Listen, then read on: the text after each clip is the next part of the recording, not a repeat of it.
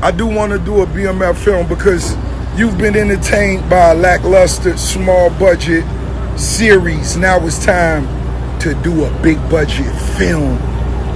Which director? Shout out to my homie F. Gary Gray. Nigga took a picture with Rick Ross. You like, put your back against the wall and just slide down.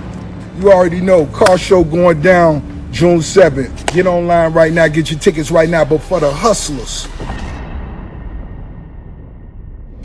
So it looks like 50 Cent is done playing games with Rick Ross because he just read Rozay for filth for trying to steal from him again. So 50 Cent and Rick Ross have been going at each other's throats since Rick Ross announced his collaboration with Big Meech for a Welcome Home concert. This led to 50 making a series of posts calling Big Meech a rat and announcing that the Black Mafia Family series would not be renewed for a new season. Rick Ross jumped, throwing all kinds of shade at 50 Cent, even claiming that he already had a new BMF movie in the works. Well, 50 wasn't having it, and he flipped the script on Rick Ross, reminding him that he can't do any BMF movie without first checking with 50 since he owns all the rights to the movie. Talk about playing chess, not checkers. But now fans are left wondering if there's really no new BMF movie in the works. Also, has Rick Ross really been plotting to steal from 50 Cent this whole time? We're going to break it all down in a minute. What is it with you and Ross that's just been going on for so long? Nothing else works.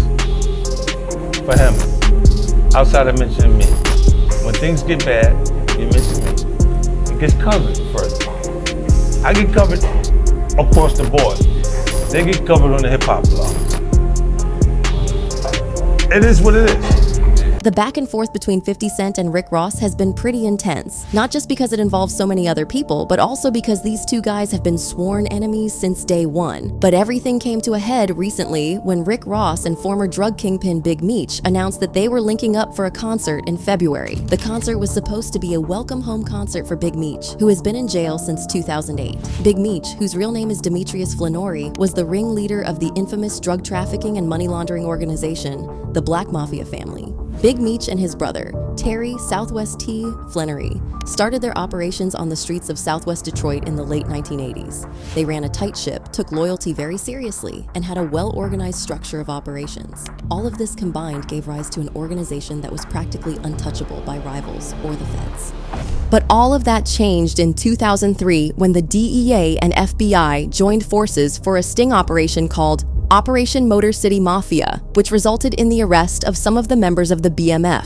Some of the members that were arrested included Raphael Smurf Allison, Jabari Hayes, DeCarlo Hoskins, and brothers Omari McCree and Jeffrey Lear. After they got arrested, they were either sent to jail on serious drug-related offenses or flipped into informants for the feds.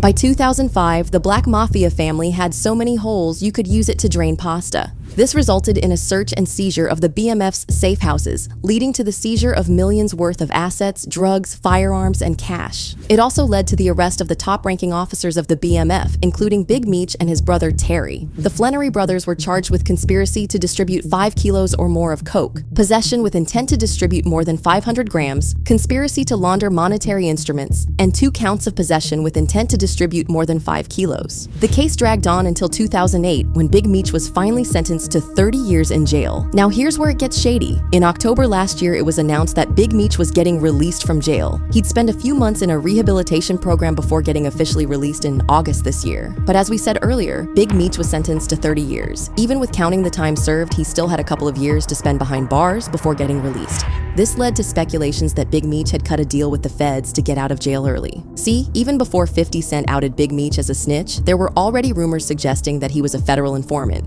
For one, he was best friends with Tammy Cowan, a known federal informant. Tammy was allegedly the one who helped Big Meech negotiate the deal that got him out of jail early. However, he couldn't have gotten out without giving the feds another big fish to take down, and that unlucky guy just happened to be his friend, a D fellow drug kingpin, Dion Gatling, aka Cuffy. Cuffy and Big Meech were close friends and business partners years before Big Meech got taken down and sent to jail. Now, according to Cuffy's daughter, Tamara Gatling, the whole family was shocked when they found out that Big Meech was the one who set Cuffy up. And how did they find out? Well, they were able to uncover the identity of one of the confidential informants in law enforcement files, and it turned out to be none other than Tammy Cowan, Big Meech's best friend.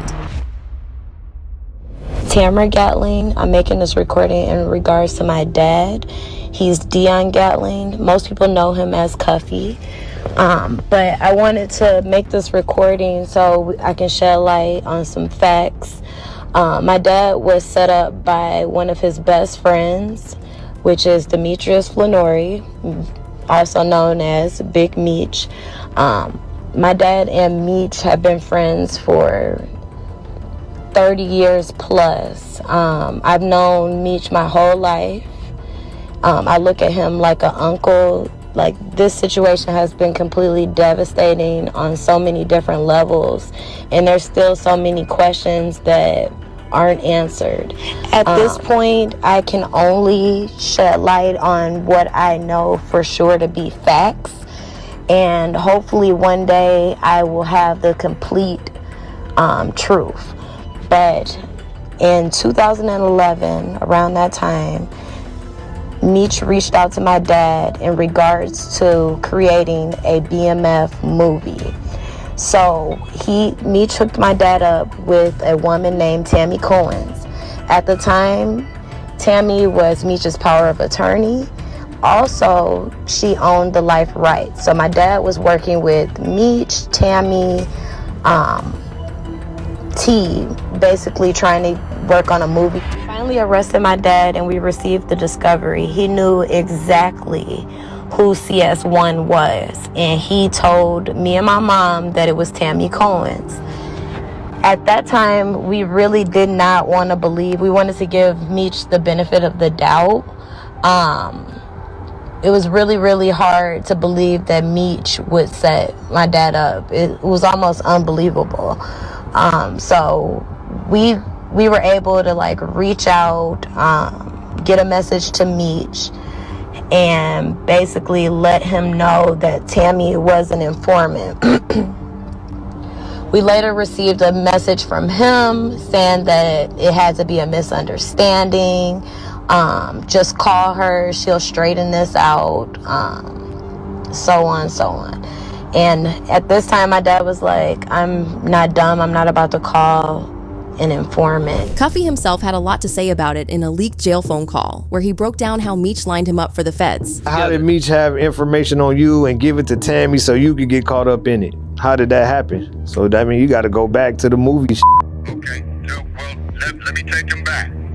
So me and Tammy were working on the BMF movie. I originally had the script and paid for the script for the BMF movie, not the show that 50's doing on Stars.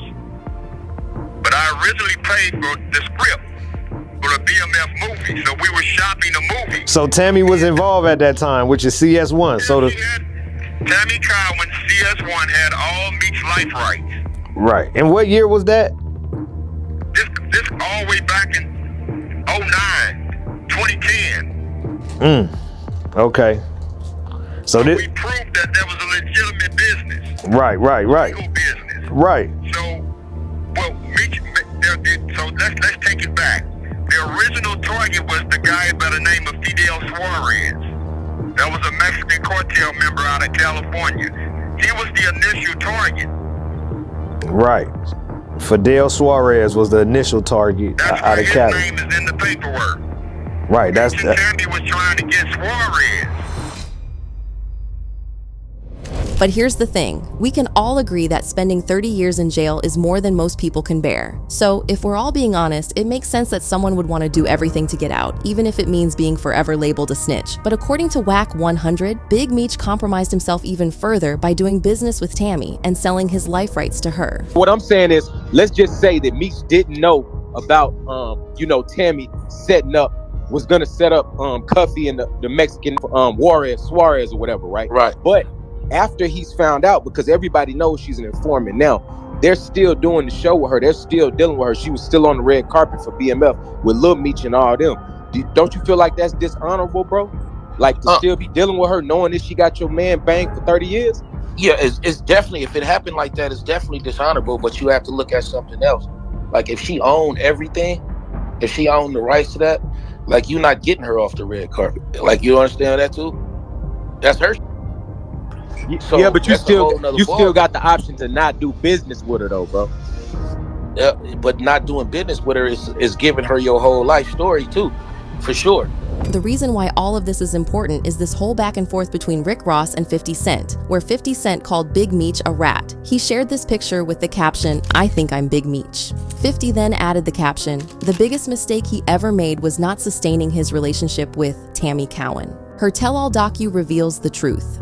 For those who don't know, 50 Cent's G-Unit Films is one of the producing companies for the Black Mafia Family series, which is based on the true life story of Big Meech and his brother Terry. Tammy Cowan owns the life rights to Big Meech's story, and she's also the co-producer of the show. So, obviously, 50 Cent considers Big Meech and Tammy Cowan as his business partners. So, for Big Meech to turn around and collaborate with Rick Ross, 50 saw it as a betrayal because Rick Ross used to be Officer Ricky, a correctional officer. A huge reason why 50 and Rick Ross have been beefing each other for the last couple of years is that 50 thinks Rick Ross is still an informant who shouldn't be trusted, and he said as much in his 2015 interview with Tim Westwood. You can tell her over it now. Oh, 50 Cent also thinks Rick Ross's music is trash. He doubled down on his hate for Rozay during a 2019 appearance on Los Angeles radio station Real 92.3 for an interview with Bootleg Kev and DJ Head. According to 50, Rick Ross's music is irrelevant to the music industry, and there's nothing he respects about his career. You being petty, but I know you just said something about Ross not being relevant enough to do music with. Well, he just dropped the album, and it's the #1 album on the hip-hop chart, and he just dropped a book that's doing well. How many did it sell? Number one, come on. I'm just saying. What week was it? I don't know the numbers. Some weeks is 10 Would there ever be a point in time where you could put the Ross thing behind you? Come on. 10 purchases make you #1? Yes, depending on what week it is. Damn. So that doesn't mean nothing in today's climate. Come on, man. But it's not like the beef has been entirely one-sided. Rick Ross has had plenty of smoke for 50 Cent in the past, throwing shade at him in songs and giving scathing comments about him in interviews. For instance, in a 2020 interview on I Am Athlete featuring Channing Crowder and Fred Taylor, Rick Ross put 50 Cent on blast, questioning his musical prowess and calling him an old taker. Sure you do. At minimum, we can respect artistry, and we all love each other. You know, we love good music. It seems like you loved the Hated the Lover song. I saw you was on IG, you was playing it. Speedy crazy. I love how you set that up, Speedy, and I'm gonna take the alley hoop like Shaq would. Speedy gave me the alley hoop. I mentioned his mom. She was one of those. So I said it in front of the song, but the song was produced by Cool and Dre, Legendary. which is my homie. After 50 Cent called Big Meech a rat, Rick Ross responded in a series of videos on his IG stories where he told 50 Cent to get out of his feelings and focus on what's actually important here: making money. Nigga took a picture with Rick Ross. You like, put your back against the wall and just slide down. You already know, car show going down June 7th. Get online right now, get your tickets right now. But for the hustlers, I want y'all niggas to understand, you gotta stop making business personal. Get your money. You don't know these don't know you. And for anybody going against Ricky Rozay, let me have this. I've been putting my foot up you asses for the last 15 years. Everything you touch crumble. Why you think Rozay on top? We don't take this shit personal. We get into the money. Nigga. Now, Big Meech, February 13th. That concert gonna be off the hook. Putting this foot up you asses and leaving it in your intact. You know what's going down. Car show bigger than ever. Ricky Rozay, the biggest. Yeah. So look, I do want to do a BMF film because you've been entertained by a lackluster, small budget series. Now it's time to do a big budget film. Which director? Shout out to my homie F. Gary Gray, Antoine Foucault, what's up? Tarantino. It's a lot of legends. This is gonna be big. I can feel it. I'm just talking. Of course, 50 Cent wasn't just going to sit back and take this. He responded by sharing a link to a TMZ article talking about how 50 is the sole owner of the rights to the BMF franchise, which means Rick Ross would have to get clearance from 50 before he can make any BMF film. The TMZ revealed that Rick Ross just may want to reroute his plans to bring the BMF film to movie theaters. Getting the green light may be tricky considering he'd have to ask his #1 competition, 50 Cent, for permission. Sources with direct knowledge of the existing contracts tell TMZ Hip Hop that 50 is the sole owner of both the BMF Stories TV and film rights, and nothing is changing. 50 then took shots at Rozay in the caption where he said, "It's cool though. Just say whatever you want." 50 Cent is clearly not about to take his foot off Rick Ross's neck anytime soon, and the fans are here for it. But do you think Rick Ross was way out of line? Or do you think 50 Cent is overplaying the whole thing? Let's hear your thoughts in the comments below. Also, be sure to stick around for more videos like this.